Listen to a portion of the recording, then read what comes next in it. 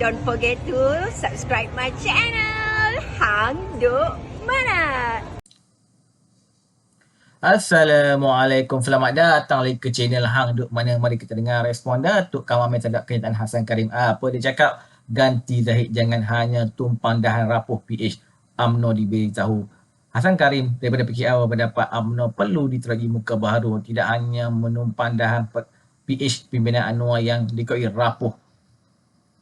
Dalam keadaan sekarang, sukar bagi UMNO dipimpin presidennya Zahid Hamidi. Selagi Zahid memimpin UMNO, orang Melayu suka kembali menyokong UMNO BNR atau PH.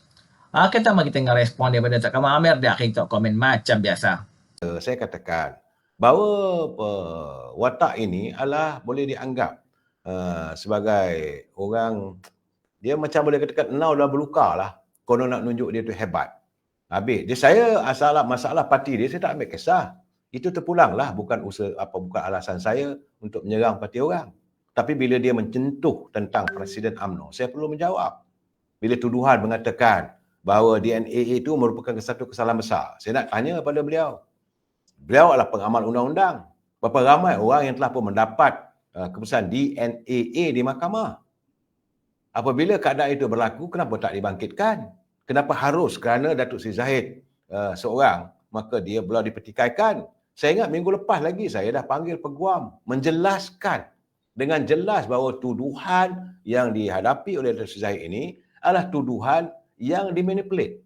Satu-satu tuduhan yang disengaja diada-adakan. Bendanya tak ada pun.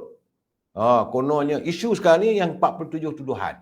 47 tuduhan itu menyangkut soal Yayasan Akal Budi. Bukan korupsi. Tapi itulah dimainkan dengan tuduhan 47, tidak dibicarakan. Saya rasa sedihlah saudara. Sedangkan orang yang mencipta naratif tuduhan tersebut, sebenarnya dia memang benci dengan Datuk Zahid Hamidi kerana Datuk Zahid tidak mahu membawa UMNO, ahli-ahli UMNO, ahli-ahli Parlimen UMNO menyertai parti PBM ketika itu. Saat itu, mereka waktu itu cuma ada 13 kursi saja. Ketika pilihan raya 2018, saudara, pilihan raya yang ke-14 dulu. Parti PBM cuma ada 13 kursi saja menang. UMNO Barisan Nasional mempunyai 79 kursi. Dan ketika itu Datuk Seri Zahid Hamidi selaku pemangku apabila Datuk Seri Najib meletak jawatan. Dengan memangku jawatan tersebut, dia memujuk supaya Datuk Seri Zahid membawa ahli parlimen ini menyertai parti PBM. Satu gagasan yang tidak mampu dilakukan oleh beliau. Dan akhirnya dia minta supaya ahli-ahli UMNO diserapkan masuk dalam Parti Pribumi Bersatu. Satu permintaan yang tidak mungkin dilayan oleh beliau. Jadi kerana marah benda begitu, maka diwujudkanlah pelbagai tuduhan terhadap Datuk Zahid. Dan mahkamah telah pun terbukti. Terbukti mahkamah tuduhan pertama, konon korupsi, 40 tuduhan telah pun ditolak oleh mahkamah Shah Alam. Kemudian ada lagi 47 tuduhan yang dibicarakan di Mahkamah Tinggi Kuala Lumpur. Juga akhirnya pendakwa raya menarik balik. Saya jangan marah dengan saya bukannya membodik yang bukan-bukan. Tapi apabila batang tubuh Presiden UMNO diserang, saya merasakan bertanggungjawab untuk memberi penjelasan saya. Jadi sebagaimana hari ini saya dengar ini ahli pimpinan tertinggi Parti Keadilan juga, iaitu Datuk Abdullah Sani, sahabat saya, dia membuat kenyataan bahawa apa yang dilakukan oleh pimpinan ataupun ahli parlimen daripada Parti Keadilan dari Johor Bahru itu, saya tak nak sebut nama saya. Buat apa nak sebut nama dia? Dia sedangkan parti dia mengharapkan sokongan daripada UMNO Barisan Nasional 30 orang itu untuk membolehkan pembentukan kerajaan perpaduan. Tapi nampak gayanya dia tak senang hati. Apakah dia mahu parti dia jadi pembangkang juga? Apakah dia mahu supaya UMNO Barisan Nasional ini bersama-sama dengan Perikatan Nasional? Mungkin apakah dia juga menjadi tali barut dalam Parti Keadilan atau menjadi Trojan Horse ataupun kuda kayu yang diletakkan oleh mereka yang membenci kepimpinan Datuk Anwar Ibrahim. Jadi sebab itu, menurut Datuk Seri Abdullah Sani, dia kata jangan kita pertikaikan keputusan pegawai negara. Jangan kita pertikaikan keputusan pihak pendakwa raya menarik tuduhan kerana mereka lebih faham. Terdapat 6 orang pegawai-pegawai penyiasat daripada SPRM yang mendapati tuduhan yang dikenakan kepada Datuk Zahid Hamidi itu adalah tuduhan-tuduhan yang direkayasa. Sebab itu katanya janganlah sembang. Kerajaan tak buat kerja yang asyik, yang tak betul. Dia tak, kerjanya lain tak ada saya. Saya melihat bahawa perkembangan mutakhir ini, itu saya katakan mungkin kerana tidak berada dalam kabinet, meroyan yang bukan-bukan. Ada saya kena. Sebab itu kata saudara Abdullah Sani, dia kata Datuk Seri Zahid Hamidi berkorban untuk kepentingan partinya. Dan paling penting, dia ahli parlimen sebut perlulah menjaga hubungan baik antara Perdana Menteri dengan Datuk Seri Zahid yang penuh dengan integriti. Tiba-tiba duk pertikaikan dan sebagainya. Sudahlah. Kenapa anda harus melihat keadaan ini? Anda melihat perbalahan antara UMNO dengan Parti Keadilan. Apakah anda mau jadi musang berulat ayam? Saya tak mau pertikaikan siapa mereka itu. Gambar keluar apa semua tu. Saya melihat kenyataan beliau agak menyinggung hati dan perasaan warga UMNO. Kita tahu presiden kita. Kita amat faham bagaimana kedudukannya. Bagaimana beliau disinggung, dituduh, dihina, dicerca, macam-macam. Saya sebagai ahli tentulah saya akan pertahankan presiden saya kerana terbukti bila mahkamah telah pun menarik. Tidak ada lagi tuduhan. Tapi masih lagi nak dicubakan. Jadi tujuan untuk apa? Apakah beliau juga mempertikaikan bahawa Perdana Menteri Datuk Seri Anwar Ibrahim melantik Datuk Seri Zahid sebagai timbalan Perdana Menteri? Apakah itu matlamatnya? Apakah beliau merasakan beliau lebih layak untuk menjadi sebagai timbalan Perdana Menteri? Sebab itu saya melihat satu tulisan agak menarik saya nak baca ni. Inilah pandangan itu penganalisa politik Dr. Fauzi. Katanya pada 31 Januari 2024 hari ini terpampang dalam portal FMT bertajuk Ganti Zahid. Jangan hanya tumpang dahan rapuh Pakatan Harapan. Saya katakan tadi tajuknya pun kata jangan hanya tumpang di dahan yang rapuh pada Pakatan Harapan. Apakah Pakatan Harapan itu merupakan dahan yang rapuh? Apakah dia dilihat dia menjadi sebagai duri dalam daging dalam kerajaan dalam Pakatan Harapan? Ya katanya sama ada kenyataan beliau diterima atau ditolak oleh kepimpinan PKR, itu bukan persoalan kami, bukan persoalan kita untuk dibicarakan. Apa-apa pun dia telah pun mencalar ataupun mencoreng arang dalam persahabatan antara Pakatan Harapan dengan Barisan Nasional. Kena ingat tu. Dia perlekikan UMNO. Katanya dapat bilangan ahli parlimen paling corot. Masa bila pula UMNO mendapat bilangan ahli parlimen paling corot? Kita ada 26 orang. Parti Keadilan berapa? Berarti Amanah berapa? Jangan main buang tuduh-tuduh saja. Itu katanya paling corot dalam kalangan gabungan PHBN. Mungkin rasanya dia perlulah masuk tadika untuk membilang UMNO yang dapat 26 kursi. Dan bukan paling corot.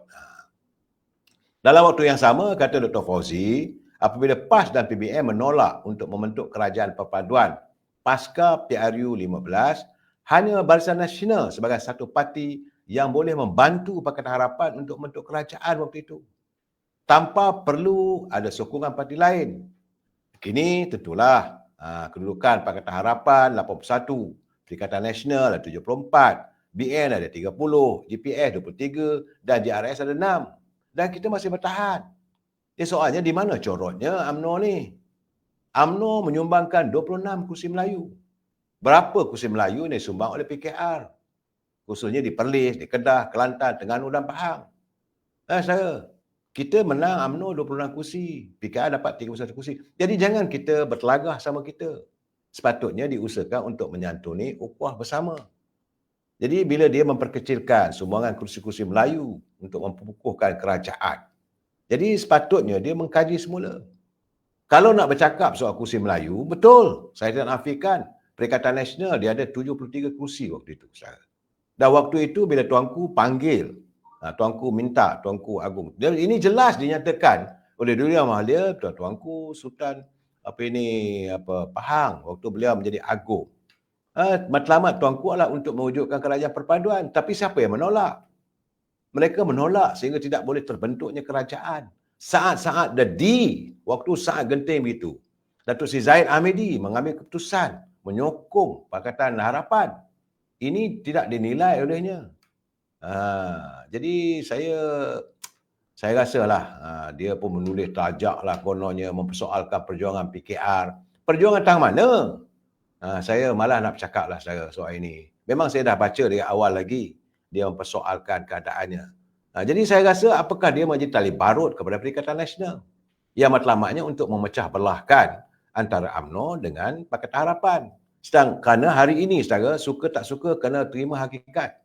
Sudah ada usaha-usaha mau mewujudkan perbalahan antara UMNO dengan parti DAP.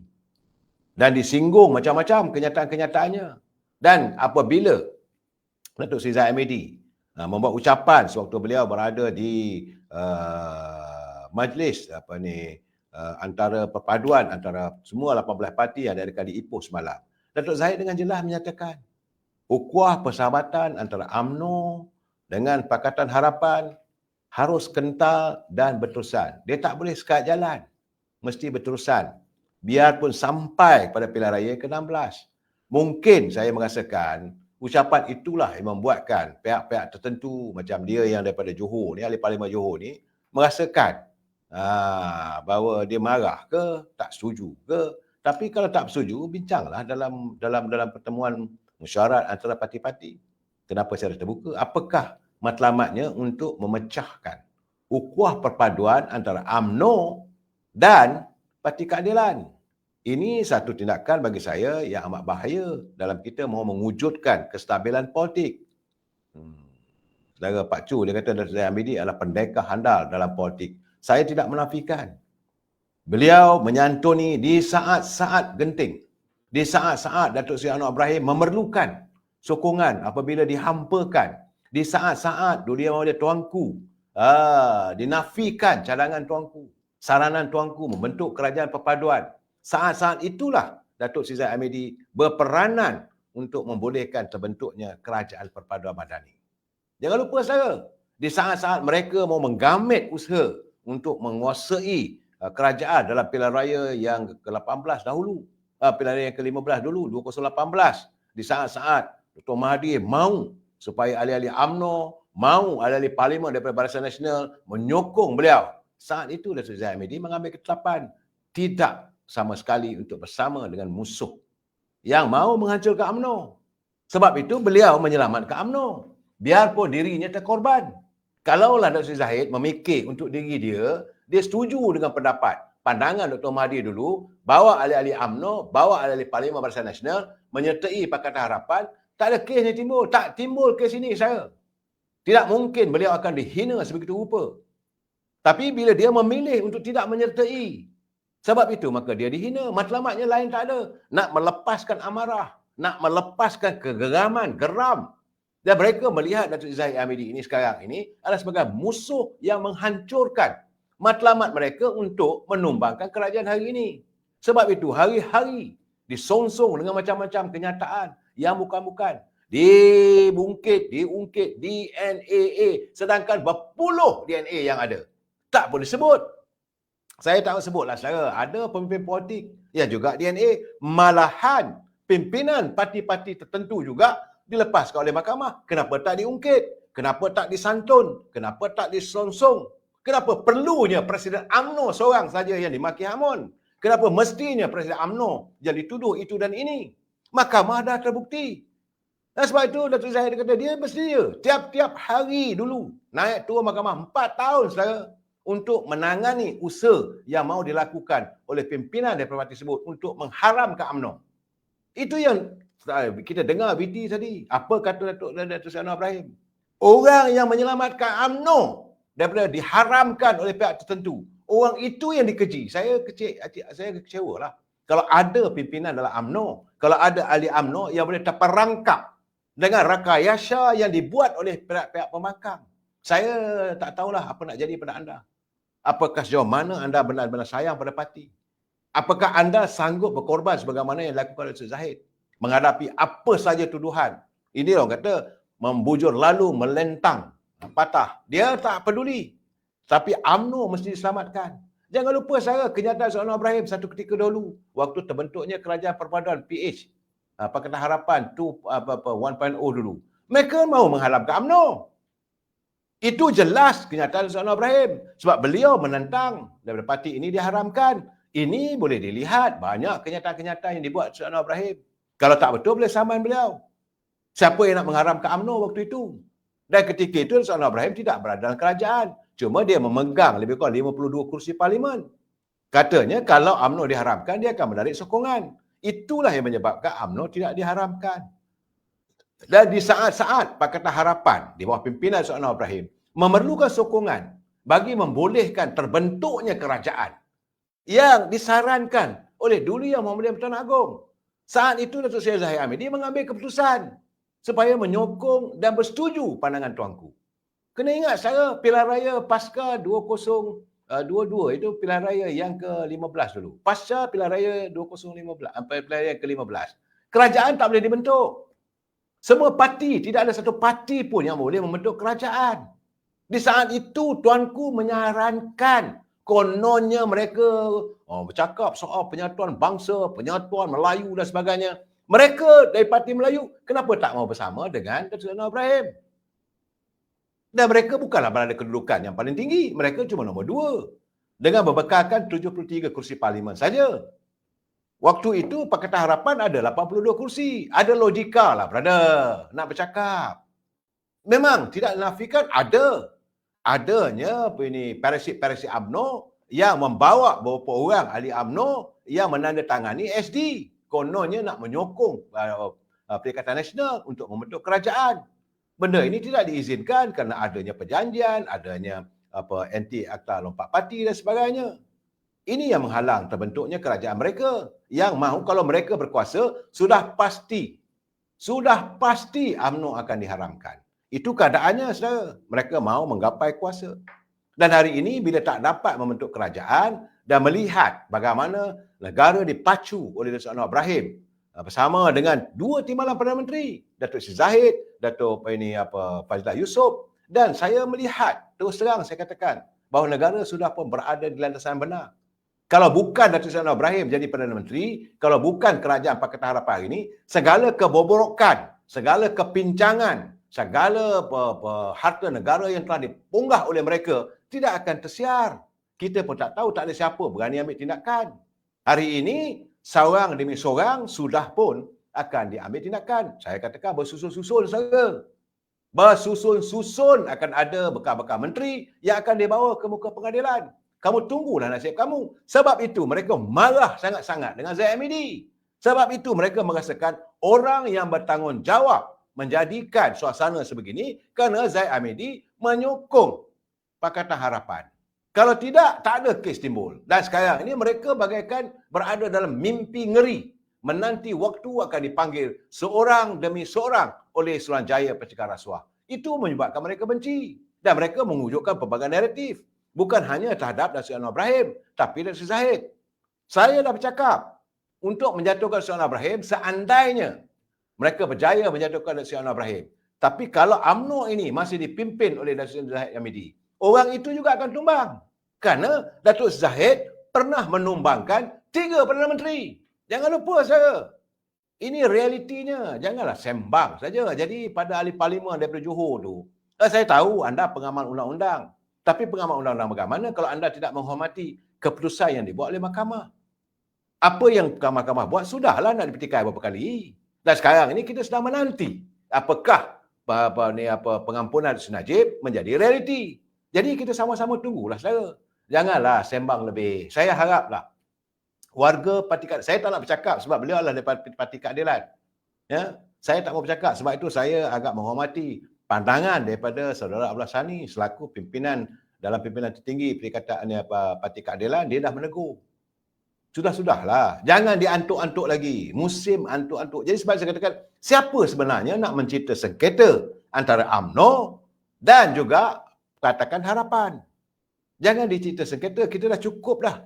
Ukuah kita semakin mantap. Cukup-cukuplah. Kita saya baca detail lagi kat FMNT ni. UMNO perlu rombokan pemimpin baru segar, berintegriti dan berkarisma untuk membawa balik sukan Melayu kepada UMNO. BN dan kini PHBN. Jika tidak, UMNO bawah Zahid akan menumpang di dahan PH pimpinan UMNO yang tidak kuat manapun Rabu lalu, Ketua Penerangan PAS Ahmad Fazli Syahari mengeluarkan kenyataan sinis bersetuju bayangan diberikan Zahid bahawa kerjasama PHBN akan kekal sehingga selepas PN16 yang didakwa yang memudahkan pengundi Melayu membuat pendirian awal. Okey tuan-tuan, sepatutnya sekarang tak payahlah keluar kereta mengarut ni. Ini akan menyebabkan keretakan dalam kerajaan perpaduan ni. Okey tuan-tuan, mari terus menyokong kerajaan perpaduan PMN Anwar Ibrahim. Assalamualaikum.